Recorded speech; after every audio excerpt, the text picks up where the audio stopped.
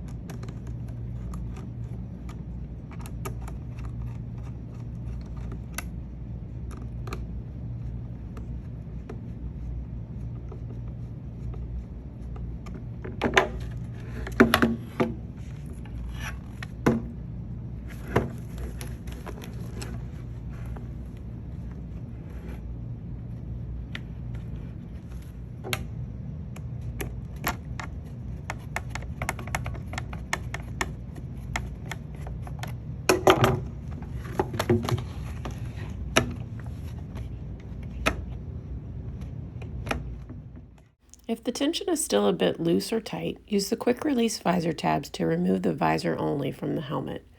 Use a screwdriver to turn the visor screws in small increments to adjust the tension and dial into your preferred setting.